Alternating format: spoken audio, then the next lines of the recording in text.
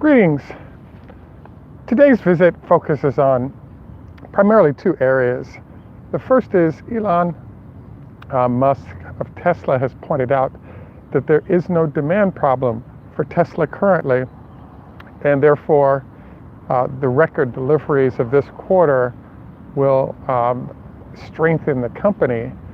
The issue is that there's a big problem with profitability, and the argument made was that there are some scale challenges that Tesla's experiencing. The second thing we take a look at is many of our viewers are really focused on what's going on with the Maxwell solution and how might that change the game when it comes to Tesla heading into the future. And we kind of look at sort of how this is all working. I wanted to also note to you that we definitely can see all of your hellos, etc., and generally we'll wait till the end of the show in order to respond as a way to ensure that non-live viewers will be able to see and hear everything that I've said without interruption. This is Greg for Tesla Fan Insight. Thanks once again for joining us. If this is your first time on our channel, please take time to like and subscribe. If you're a repeat visitor, welcome back. Also wanted to thank our subscribers as well as our Patreon supporters. All of that support is greatly appreciated and really helps us to do improvement of equipment and execute everything we're trying to do in a better fashion. So it's the 13th of June 2019, and we're kind of taking a quick look at comments made by Elon Musk yesterday at the shareholder meeting in California. Obviously, he made a huge number of comments, all of which, sort of sent the stock in general up. In particular, one thing that popped up that he focused on was what's going on with profitability currently and why. And so what he explained was that there's plenty of demand for the product, so there is none. He didn't actually put any numbers to that demand, so we're kind of taking his word for it that everything's fine in terms of the demand side of the curve. What he also shared was that while there's plenty of demand and the company is pumping out a lot of vehicles, one of the challenges that the company is experiencing is the fact that scaling the company with the growth rate that they're experiencing means that the profitability is not there given the cost of scaling, was the argument made. So the first thing that we wanted to review is the fact that one of the things that Elon pointed out a year ago was that the $35,000 car was not realistic because if in fact Tesla chose to produce that vehicle, it would put the company out of business. And the reason he shared with us was that at scale is where the $35,000 vehicle would work, because the cost of batteries would fall in that zone and therefore deliver a situation where the company could be profitable at that lower price point. Now, this show has sort of been happening for the last 2, 3, 4, 5, 6, 7, 8 years. And here's why. It turns out that, as we've discussed on numerous occasions, the lower the price of the car, the higher the number of people that can afford that car. So as we look at what's going on with Tesla, the planning for the last 10 years to deliver the Model 3 has been laser focused on how can we deliver a vehicle with range and price point that fits the general parameters of what all consumers really want. And so everything has been sort of laser focused on, how do we get the company to perform despite the fact that the price of the vehicle is so low. And so the answer that's popped up here is really focused on scaling batteries in your own factory, and therefore you could get to that profitability level. There's a bunch of issues that lurk associated with this, but once we have this plant filled, we have things like the acquisition of Solar City. We also have a number of initiatives from autonomous vehicles, robo-taxis. There are a number of really good initiatives and good ideas that Tesla is currently working on. And the big challenge that pops up is that all of those initiatives, especially and including the SolarCity acquisition, means that we end up with the break-even point for the company rising because of debt service for all of these other activities. And so the issue that comes up then is how and where might profitability show up given these challenges that are being experienced. Well, the one thing that we're seeing that's a real possibility to not necessarily get to profitability, but close to break even, is about $2 billion a year starting in 2020 that's going to hit Tesla's balance sheet. And as we've all been seeing and noting, GM and Fiat, or GM and Chrysler in the United States, and their use of EV tax credits has been generating nice $300 to $500 million a year worth of cash to Tesla as Tesla, gets those pollution fees. The other thing that's coming into play is the number is not exact yet, but in Europe there's a pooling process going on where EV production by Tesla is blended with the production of Fiat, and those payments are scheduled to kick in 2020 and become very large as we enter in 21, 22, because Fiat really doesn't have a successful EV presence, and it's a better deal for them to simply pool with Tesla and pay Tesla for the right to use the EV production they're doing to meet European goals and standards rather than trying to say they're going to meet those numbers on their own. And the implication by other manufacturers by not working with Tesla, like VW, as well as BMW and Mercedes, is they're going to be selling enough vehicles to easily meet these goals, fleet goals that are in place in Europe and elsewhere, because clearly they're also here in the United States. And all those companies are selling fairly large SUVs in the process of profitability goals. So I'm bringing all this up because interestingly, competitors of Tesla have a high chance of possibly becoming the potential saviors of Tesla when it comes to getting to break even and even to profitability. I reference you back to November, December timeframe of this past year when Tesla achieved profitability by the addition of these payments. And what's only going to happen is these payments are actually going to rise quite dramatically as we head into the next year or two. So if we see that there's a high likelihood that these payments will continue because of the slowness of delivery of competitors to market and adoption of these products by consumers, I think that double combination means that, it's a reliable source of cash going forward for Tesla.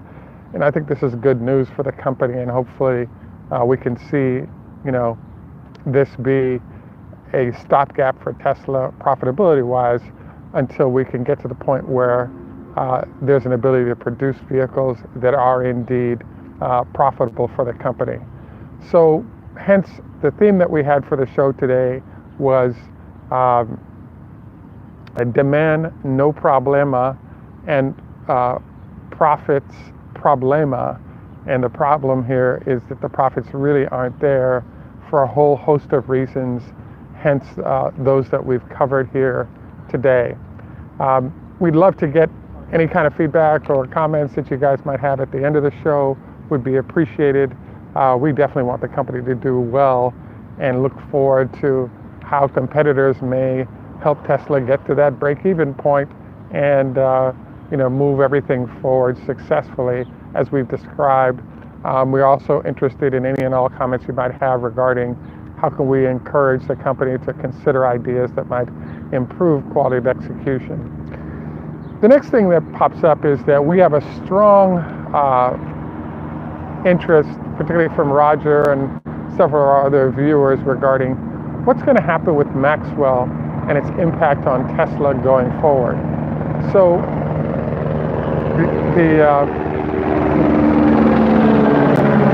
image of that is a military helicopter flying over us here in Washington, D.C.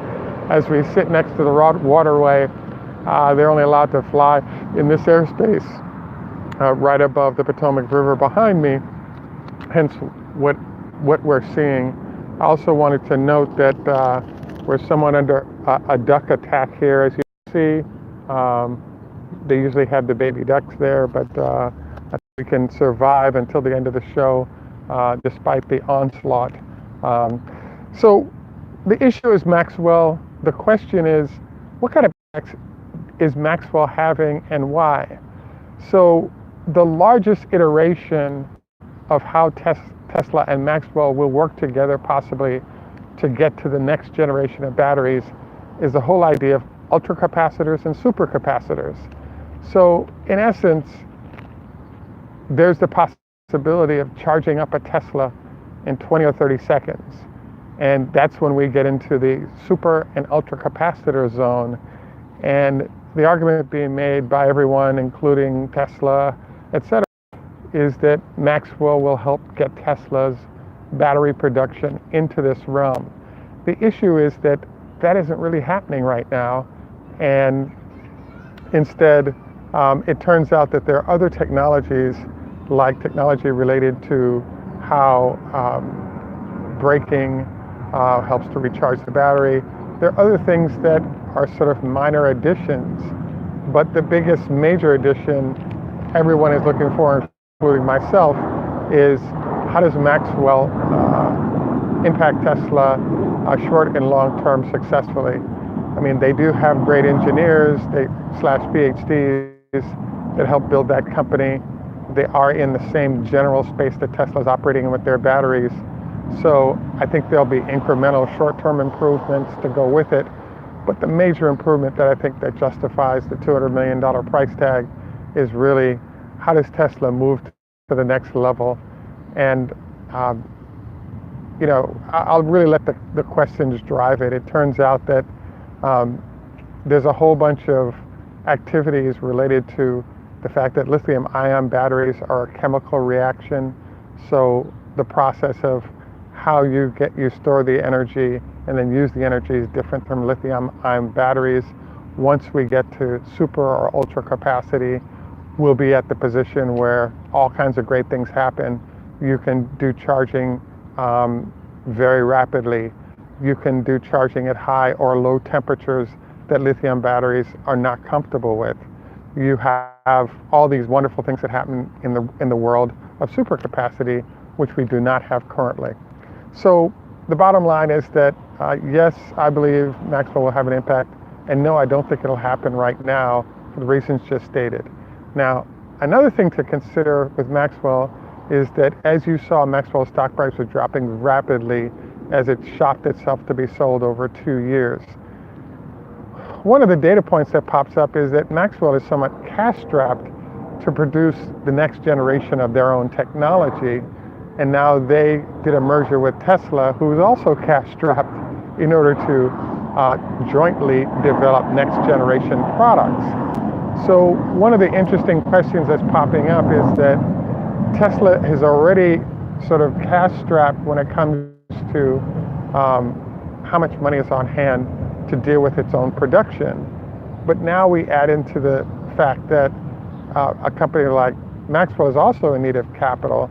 So given that Elon's plan for somewhat getting to profitability is further layoffs, and then we have these other projects that are being worked on that are drawing capital, and then we have pickup trucks, we have semi-trucks, all these other activities that are still on the burner to come, the cash that's available for Tesla to spread out for future products is sort of running a little bit thin, and then we add on the need to spend when it comes to the folks at Maxwell to get more of their solutions to market.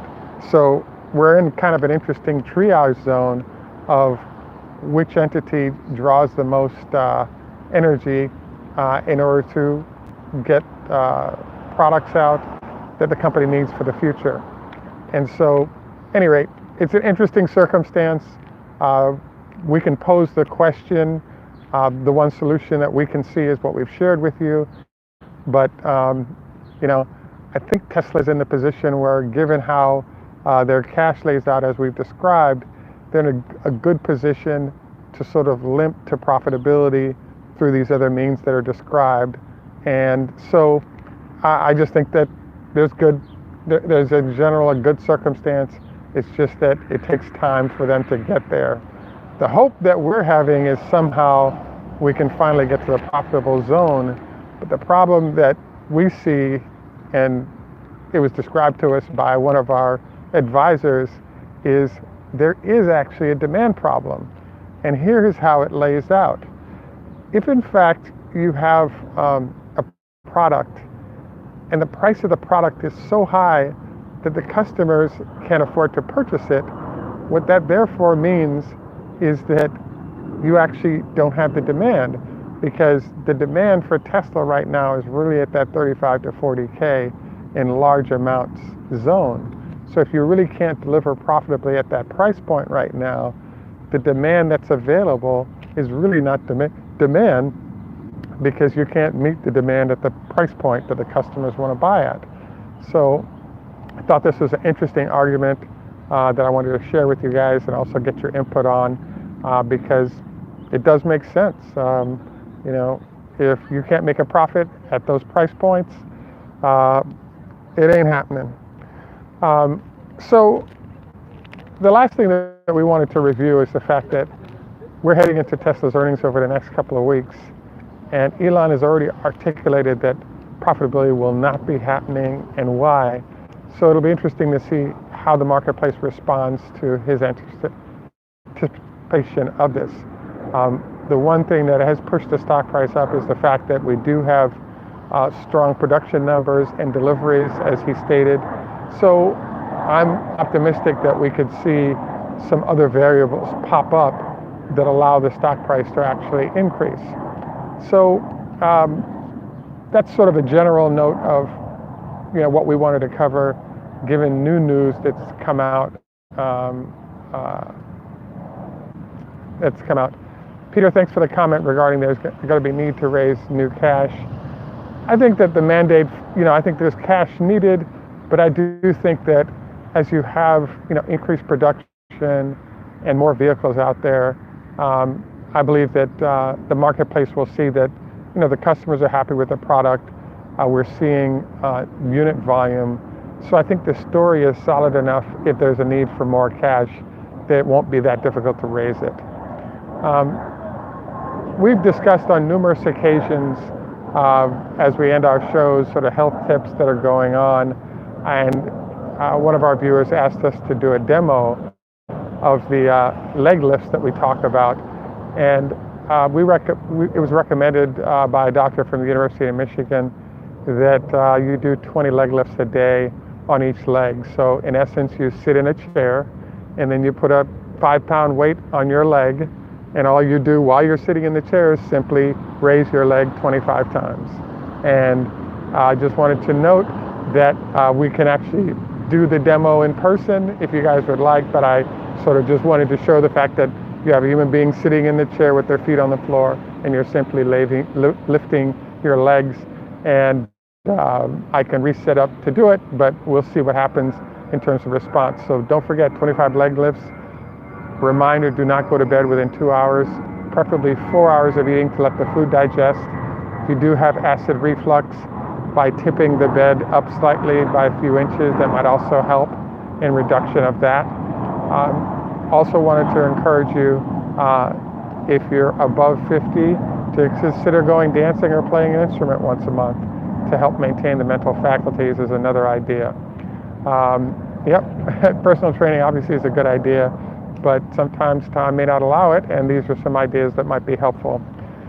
So I wanted to finish up, as we finish up today, we'll be taking more of a video look of, we're next to the Potomac in a place called the Wharf in Washington, D.C. area. This is the first time we shot at this location. As you can hear, behind the camera is where the jets take off at Washington National in D.C.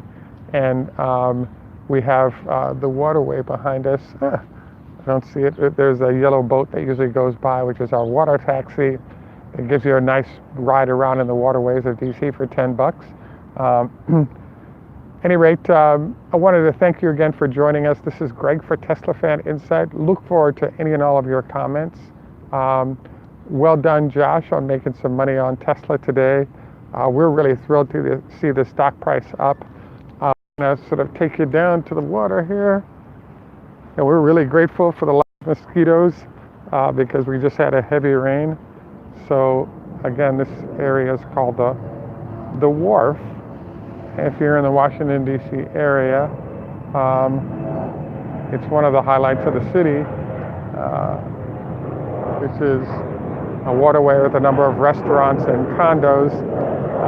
To my right, as you can see, all these trees that are bereft of flowers, etc., the cherry blossoms that in the spring bring some pretty amazing views to the city. At any rate, once again, wanted to thank you for joining us. This is Greg for Tesla Fan Insight. Tschüss, German, au revoir, French, lehitrot, Hebrew, Choda Hafez, Farsi.